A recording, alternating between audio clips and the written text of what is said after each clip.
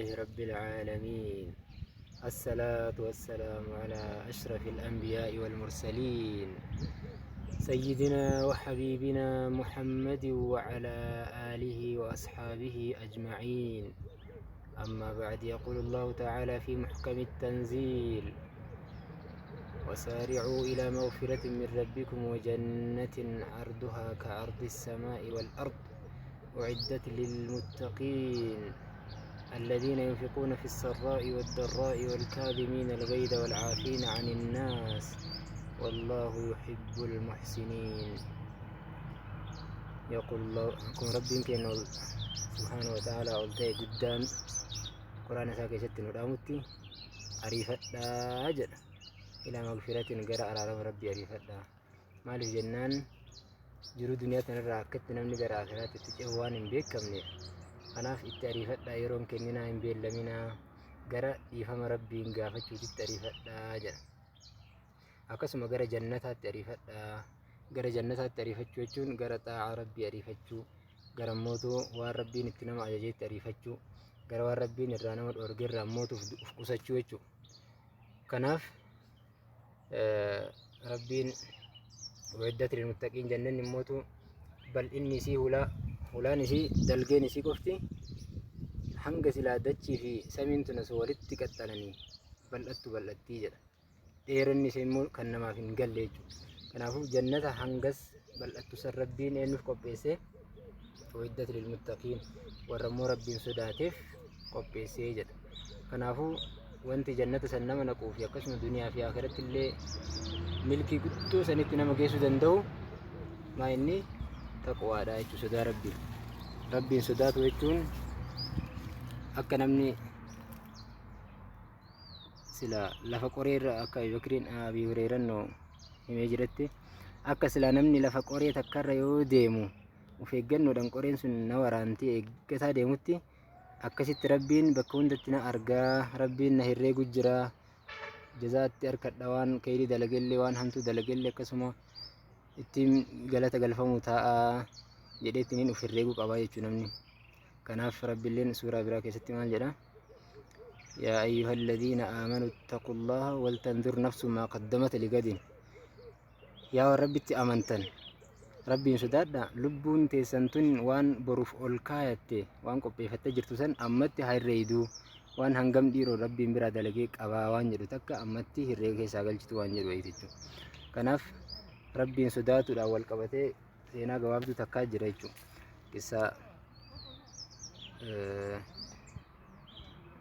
isiinis immootu barataa barsaa jidduutti gaggeeffamte takka. Barsiisaa tokkotu osoo barattoota isaa barsiisaa jiru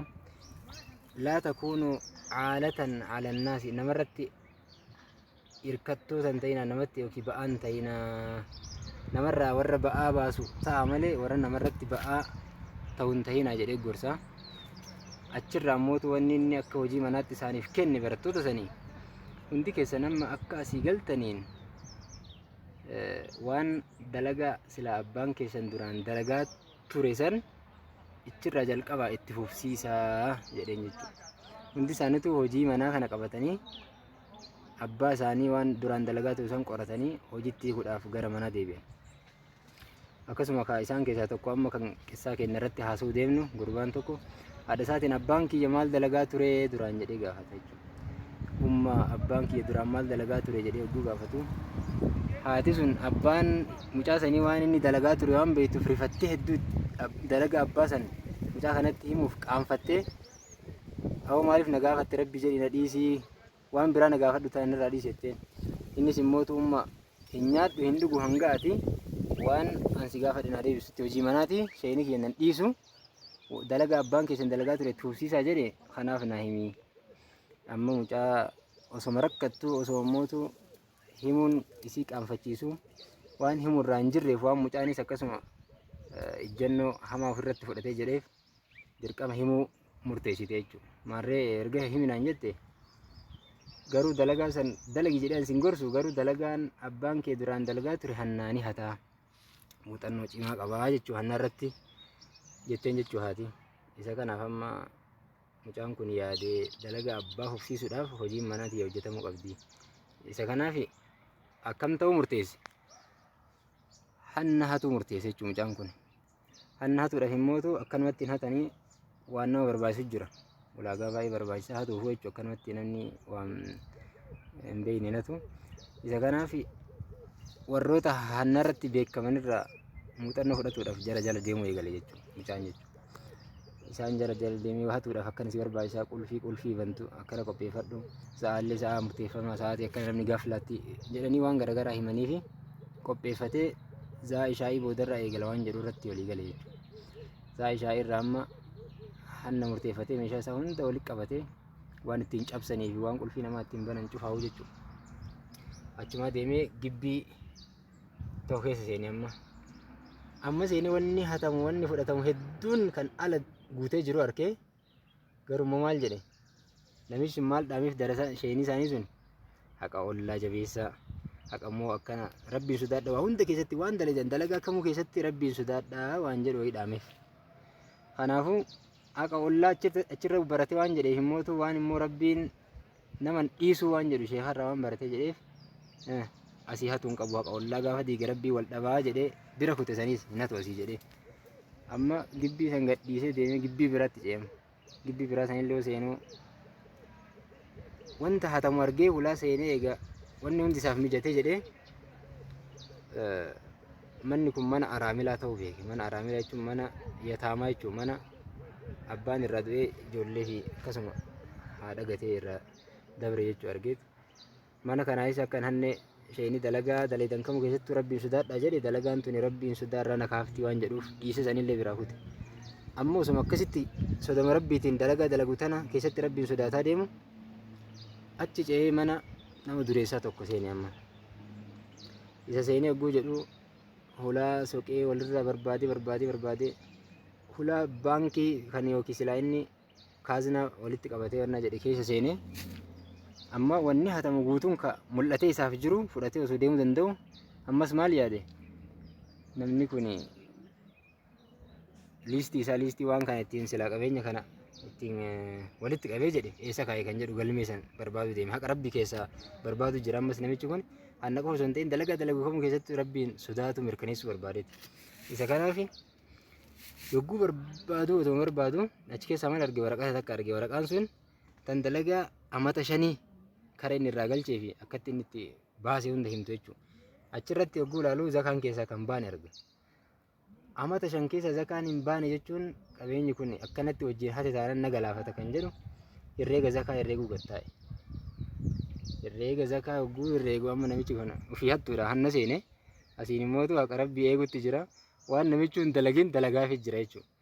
Amma deebi'ee zakaa kana keessaa baasuuf herreegaa garadhaa maharummaa ni qaba dandeettii immootu herreegaa kana ni danda'a. Herreegee osuma garaagarana keessa yaasu za'aan kutte. Za'aan jalaa ol kuttee za'a azaanan salaan subii jechuudha. Halkan osoo inni kana dalagaa ture jechuudha. Itti azaananii jennaan azaana rabbiitu caala farditti caala amma tanaa miti tuni. Waajiba rabbii nan kusiiftu jedhee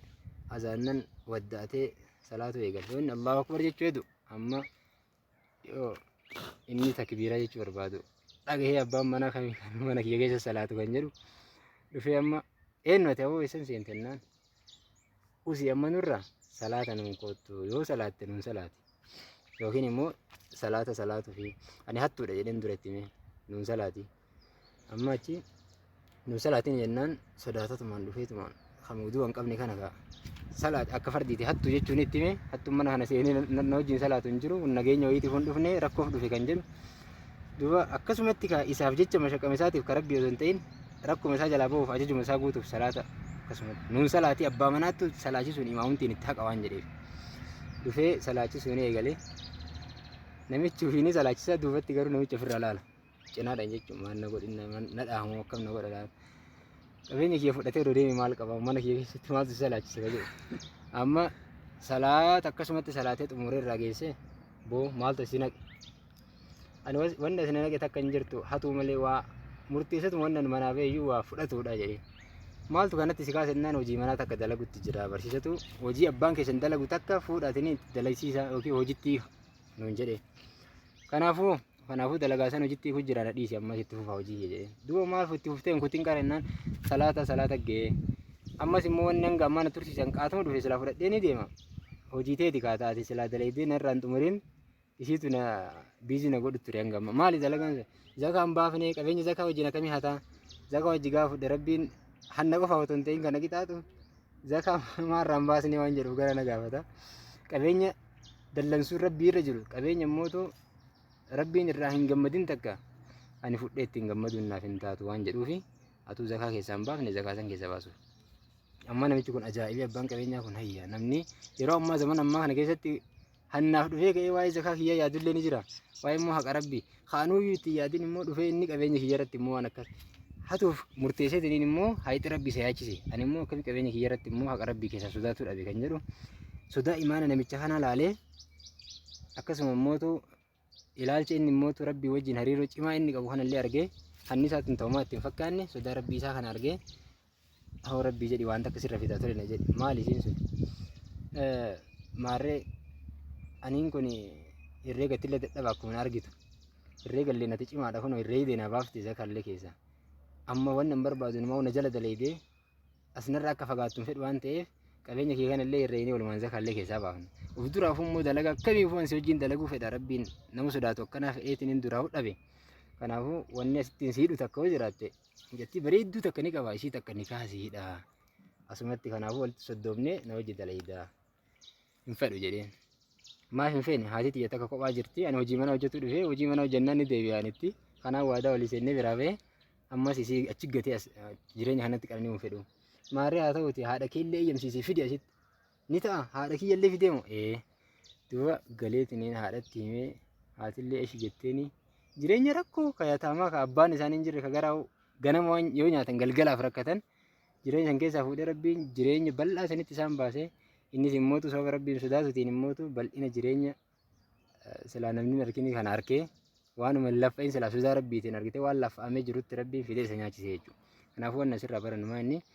rabbiin sodaate taanan wama jettaqilla jalloo makaraja ka rabbiin jedhu nama rabbiin sodaate hulaa bahiinsa rabbi isaa godhe bahee kun namichi kun hidhaa silaa qabeetiin hattuudha jedhamee ittiin hidhamu keessallee bahee inumaa mangistii ta'ee nama sadarkaa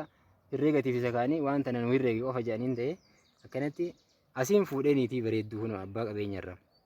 asiin immoo qabeenya kun haadha rakkoo isaa haadha isaa san immoo rakkoo keessa jirtudha rakkoo keessaa baasee jireenya akkanaa keessa jiraata kanaaf rabbiilleen immoo nama isa qabatee jedhe bal'inatti isaa baasa waan jedhu waada seeni waan ta'eef kanaaf bu'aan sagantaa irratti amma isin dabarsu barbaade bu'aa sodaa rabbiiti namni rabbiin sodaate hulaa bahiinsa akkanumatti qabaa isin jechuuf yaa sallallahu alaihi wa sallam ala nabiyina muhammad wa ala alihi wa sahbihi ajma'in